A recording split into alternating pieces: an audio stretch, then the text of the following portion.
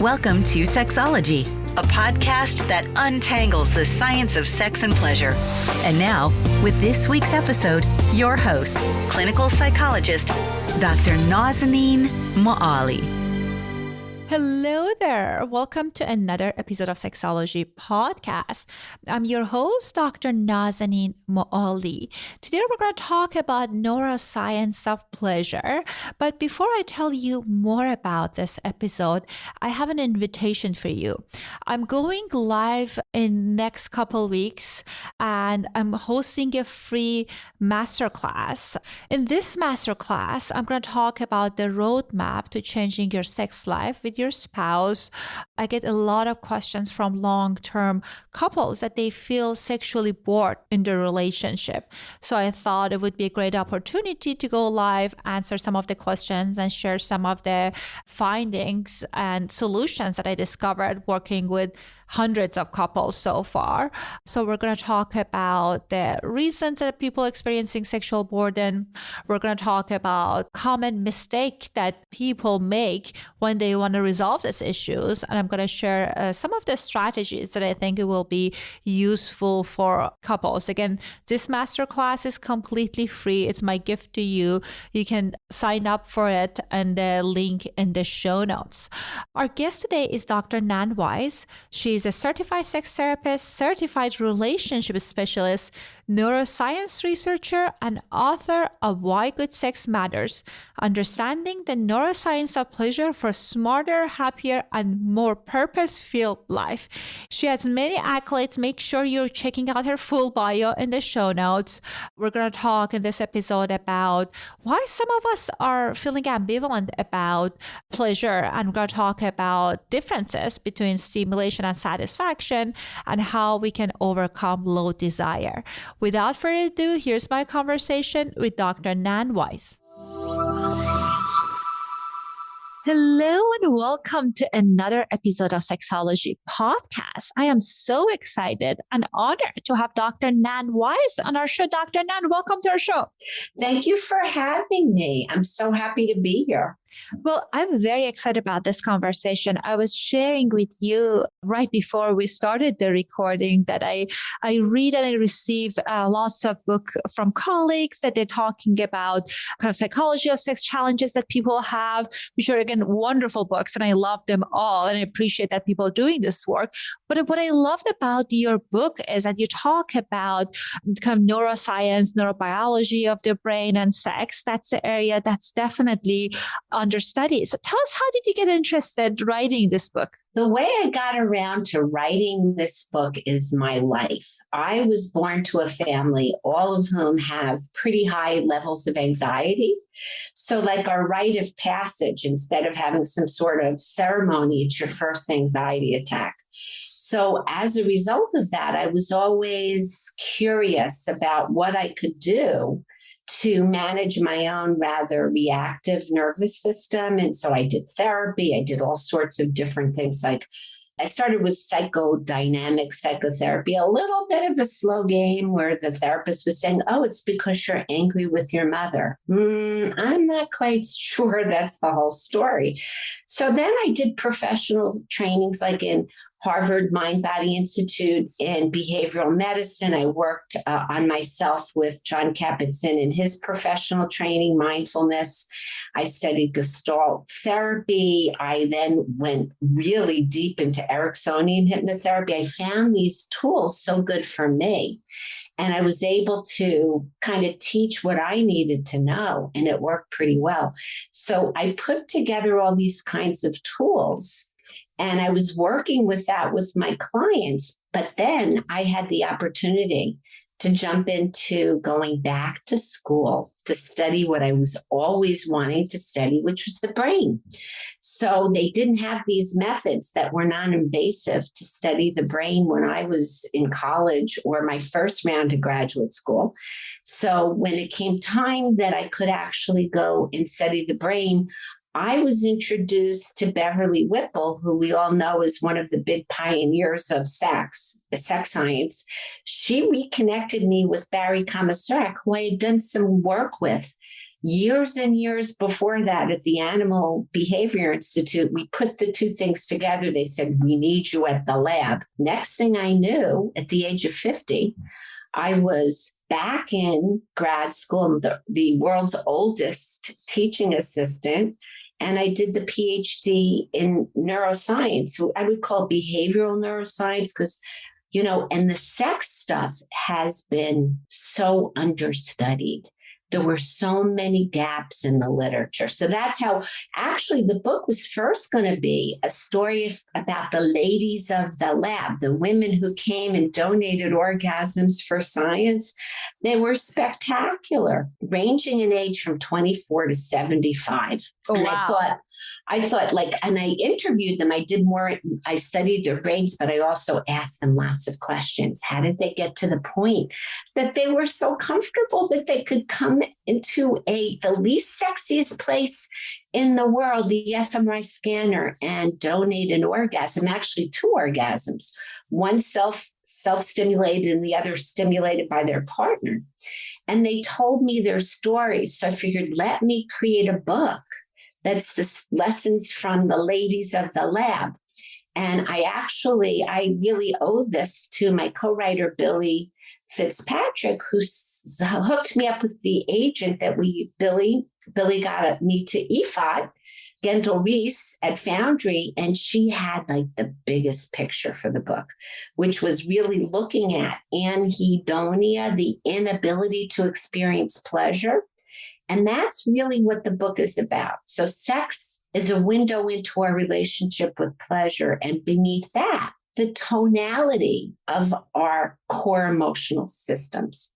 So if I can digress a moment to talk about those core systems, we share with all mammals and certainly a lot of other animals too, evolutionarily ancient core visceral embodied emotions in the oldest parts of our brain.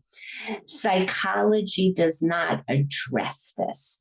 It's a relatively new finding. Jaak Panksepp, who's that neuroscientist who mapped it out, unfortunately died a couple of years back. And, paradigms take time to change. So we don't really incorporate understanding how these embodied emotions can hijack us. The defense is fear, rage, panic, grief is what happens when we're disconnected from key relationships and resources. And when the defenses get triggered, we can get hijacked. So even if we're smart at the top of our brains, like we know we should eat less, drink more water, less alcohol, talk to our partners, have more sex, it's very difficult to harness our attention and our motivation to change our behaviors based on what's happening in the very basement of the brain. So, for example, my family, we all have that anxiety wiring.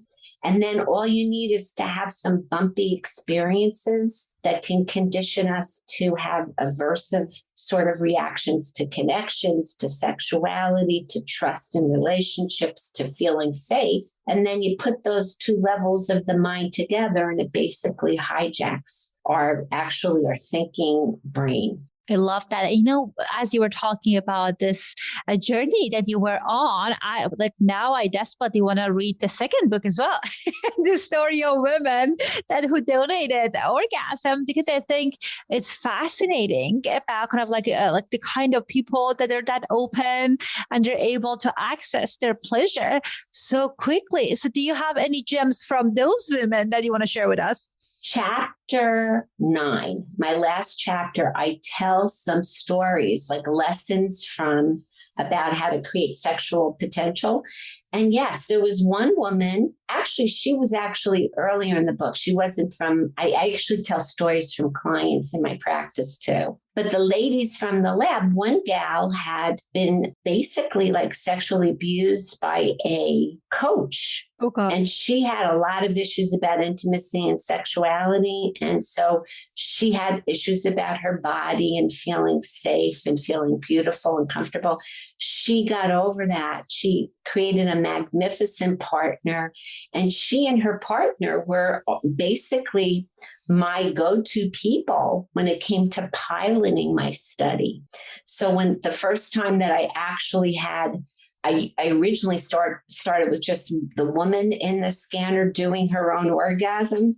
And then when it came time to pilot the study, to have a partner reaching into the scanner and trying to create like a clitoral orgasm, they were my go-to people. There was a woman who was 75 years old when she came to us. She had been raised where it was actually abroad, where they actually in a convent where she had to take a bath with a sheet on her because looking at your body and touching your body was so taboo. Her marriage wasn't good. Her husband wasn't sexually patient with her. It wasn't until her kids grew up that she got divorced and moved to this country that she uncovered her sexual potential. She made it a priority. And she actually had 2 orgasms in the scanner, one by self-stimulation and the other by with a little help from her partner friend. That's amazing. And what a strong connection they had. I think like some people, even with the slightest sound, they're not able to experience orgasm, but it seemed like for them, they were able to access it no matter what. And factor in how you have to keep your head really, really still. So in a scanner, fMRI scanners, any head movement will completely, mess up your data. So I had them practice keeping their head still. And it took me about 2 years to develop a contraption that they could wear on their heads in the scanner to help keep their heads stabilized. So can you imagine with that loud noise, boom, boom, boom, boom, boom, boom, boom, and being in this scanner and kind of having to keep yourself as still as possible while you're self-stimulating, being able to access that kind of level of sexual pleasure. Well, she sounds like a professional athlete. Sounds like one of those stories that they say like someone couldn't walk and they started running in Olympics. Well, now that you mention it, it really makes sense that, and one of the big findings from my research is really to reinforce the idea that the brain mind is the most important sex organ of all.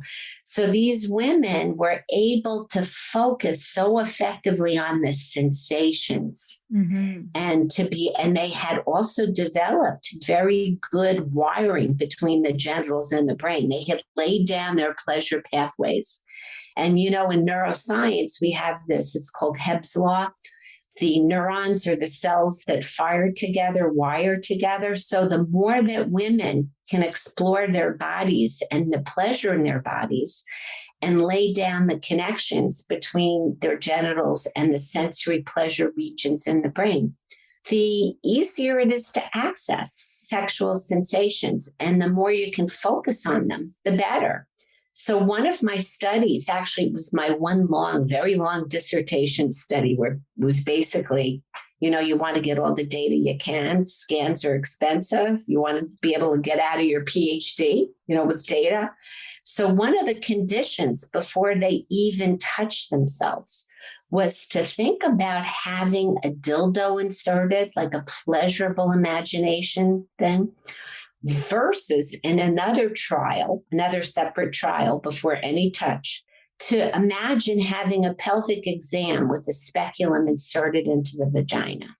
So we were absolutely so surprised to see, and I had a hunch and some preliminary data from an earlier study that we did when I was in graduate school, that in the condition of imagining pleasurable insertion and stimulation from a dildo, the ground zero for the pleasure places in the brain lit up like a Christmas tree, very similar to orgasm. Interesting. That's fascinating. And what a wonderful kind of like the depth of the various studies that you did. I think it's fascinating. No wonder the book is filled with lots of great information. I love that you talk about anhedonia and this connection between our ability to access pleasure and sexual pleasure. Can you tell us more about that? Maybe the neurobiology of pleasure and how are these all connected?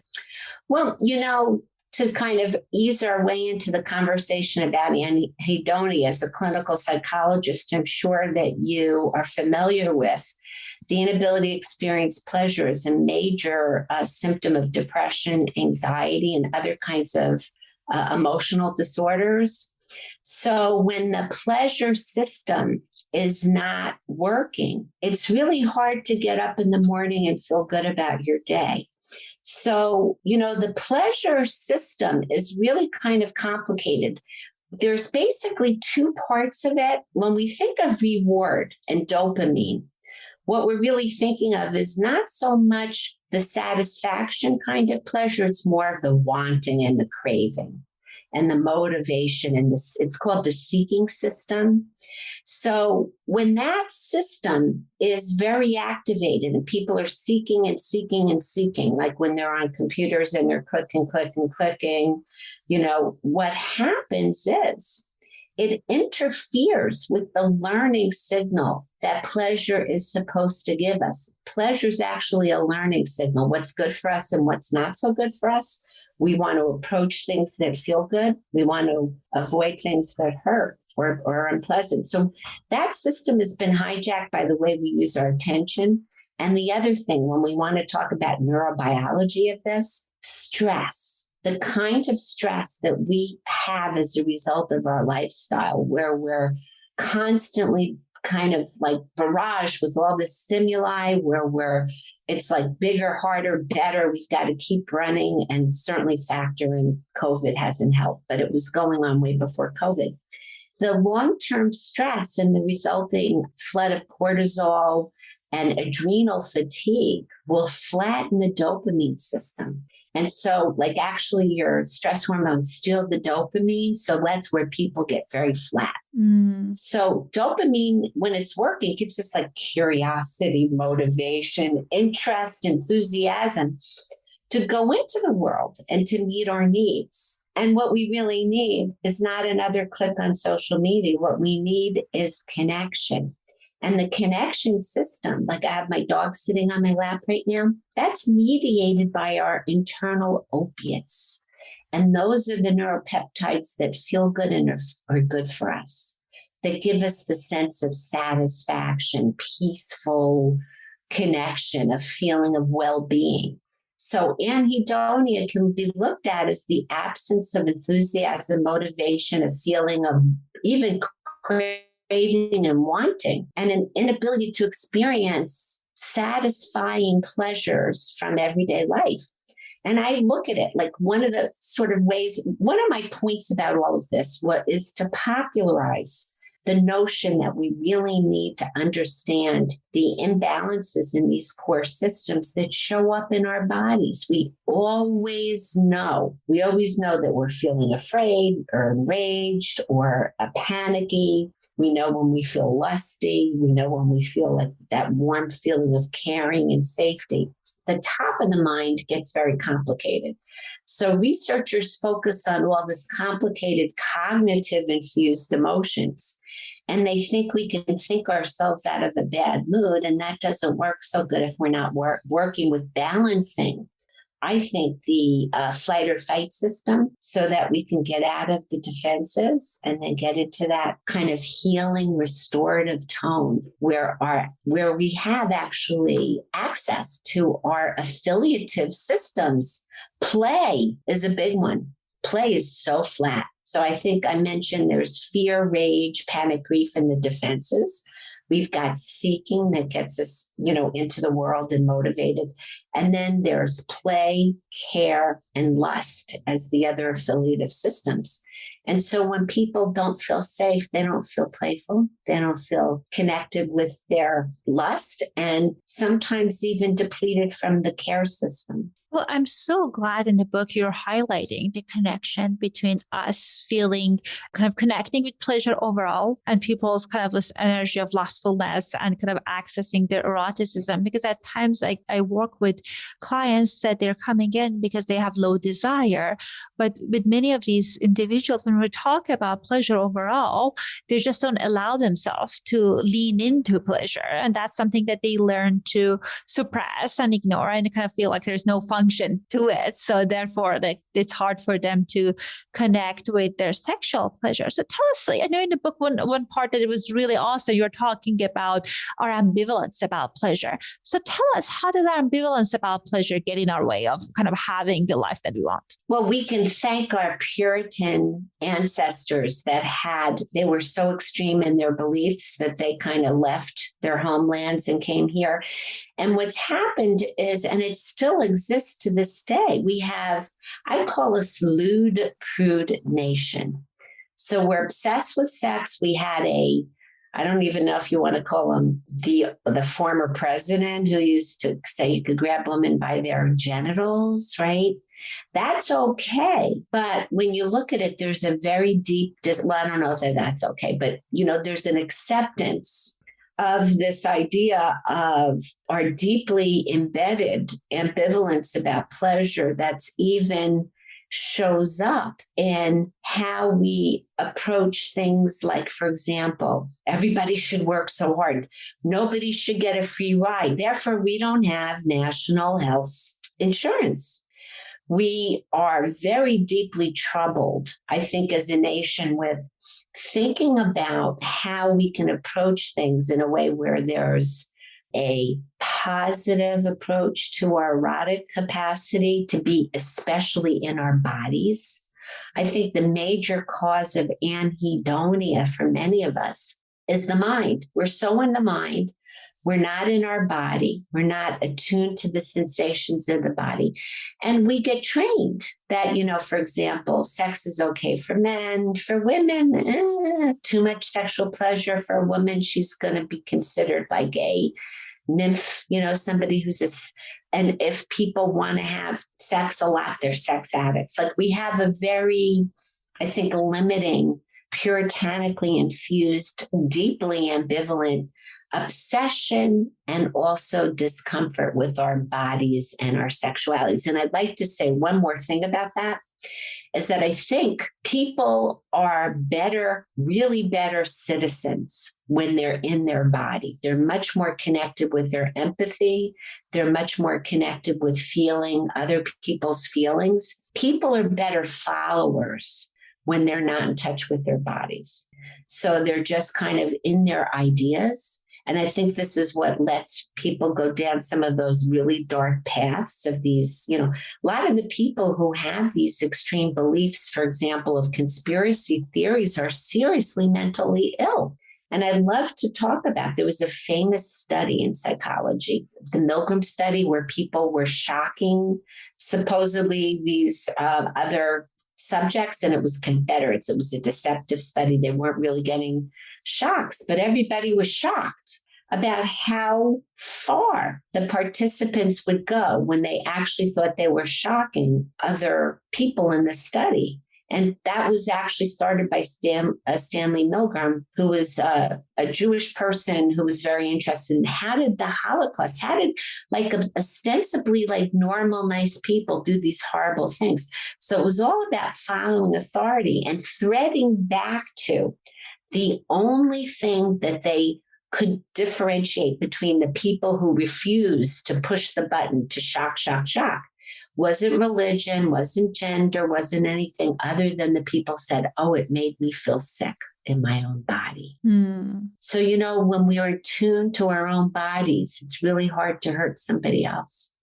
I love that. What's interesting is it's almost the opposite of what people believe, because at times when I do kind of get clients, I do talk about this kind of this idea that they have about ambivalence about leaning into sexual pleasure.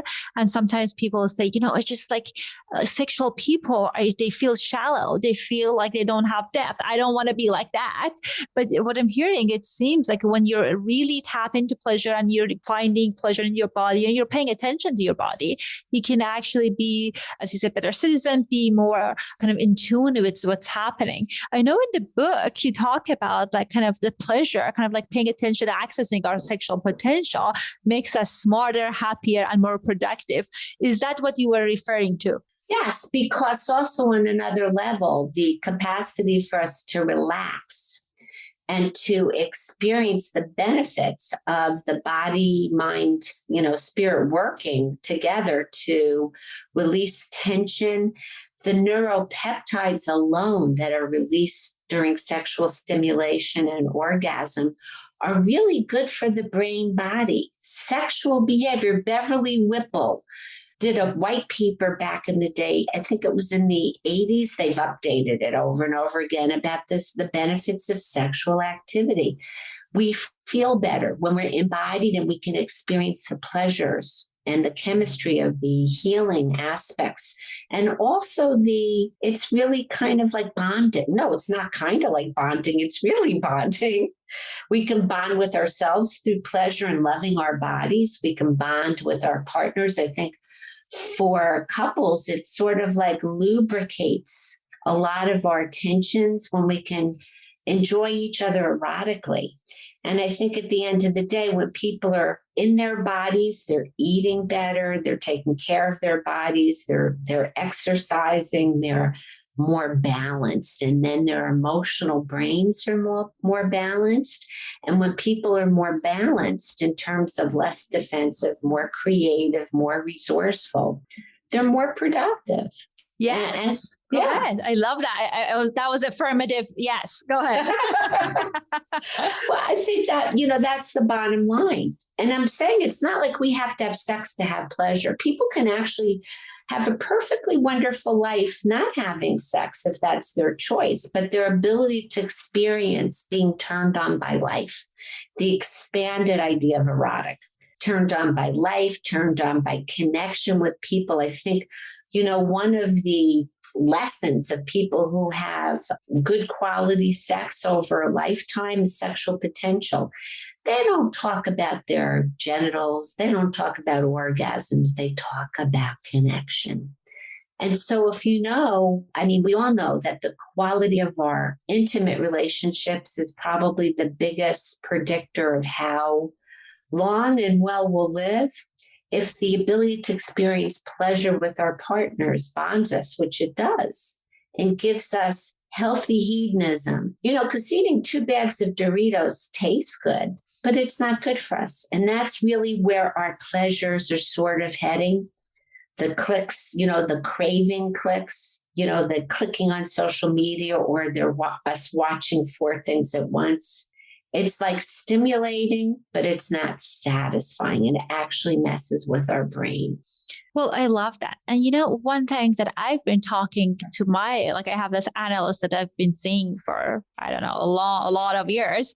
And he talks about how excitement and pleasure is different. So it seems like, as you're talking about, watching 4 different things at the same time can be exciting, but is it pleasurable? I think that's such an important point. Exactly.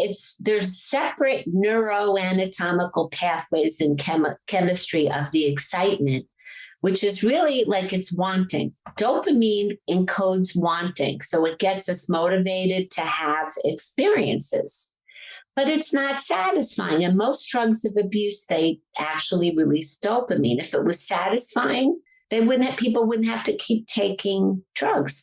I remember years ago, the actor Morton Downey Jr., who was like such a bad boy back in the day, but a sweetie. Everybody loved him. And he's sober and clean. But I remember watching him talk on, I think it might have been even The Tonight Show. They asked him what his favorite drug was, and he said more. So it's not satisfying. So the wanting is not the same as the liking. The satisfaction system is really the circuitry of the care circuits that are really powered by our internal opioids and also things like oxytocin. So like Jillian and I are sitting here, my little chihuahua, and we're probably going into a training of our nervous systems where when we're close to and cuddly and comfortable with a 4-legged or a 2-legged companion, there is that natural release of these feel-good, good for you, peptides that are all about the liking and the satisfaction. Well, Dr. Nan, I can listen to you for hours. Actually watch you for hours, because for our listeners, as you mentioned, you have your dog in your lab, just like so well behaved, and your wealth of great information. But we're toward the end of our time. And I know you mentioned that you have wonderful gifts for our listeners. I want to make sure that you can share that with them. Sure. All of your listeners are welcome to visit my website, which is askdrnan.com. Doctor spelled out with all the letters, DOCTOR. That's drnan.com. Your listeners can book a free 15-minute phone consult with me anywhere in the world, because I work with people all over the world. If we can't do phone, we can work on WhatsApp, or we can do a Zoom call. And I will extend your listeners, different modality, anybody who identifies him or her or they to be inclusive, identify themselves as having heard me on your podcast. I'll give them a deep sexology discount.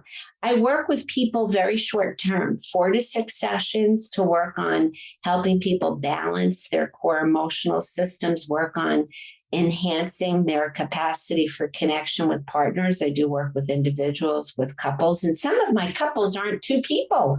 I work with people with all sorts of different love styles and lifestyles. And the coaching part is really helping people develop the tools that they can take out on the road and practice, and stay in touch with me and get coaching between and after the sessions.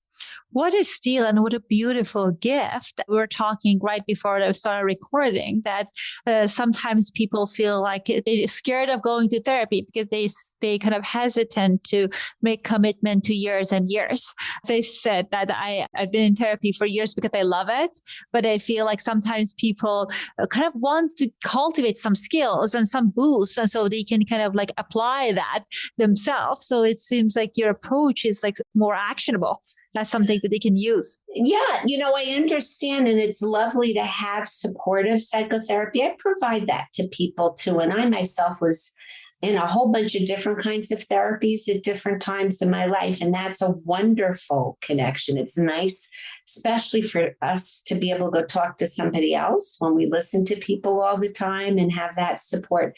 And as you acknowledge, there are certain skill sets. And like a lot of what I do is I help people train their nervous systems with and through using breath and energy locks that I've worked with on myself that work so good. I used to have so much anxiety about public speaking to the point when I remember when I started grad school, I was like, oh my God, I'm going to have to do talks. I'm going to have to do a dissertation, proposal, a defense. Well, let me tell you, from working on my own nervous system and also just getting out and doing it, doing these things, that the best sort of credibility story about how good, for somebody who has anxiety like I do, it doesn't bother me anywhere like it used to. I actually, before COVID, I went on the week before New York shut down, got interviewed by Maria Shriver, wasn't nervous. I had so much fun. I was excited. I was thrilled. I was so present. And I said to myself, holy manoli, this is what happens when you practice tools. And at this point in my life, really what motivates me is to really, reach as many people as possible, which is the point of the book, so that I can, really encourage people to have the kind of pleasure promoting life that makes us better people, truly. Amen.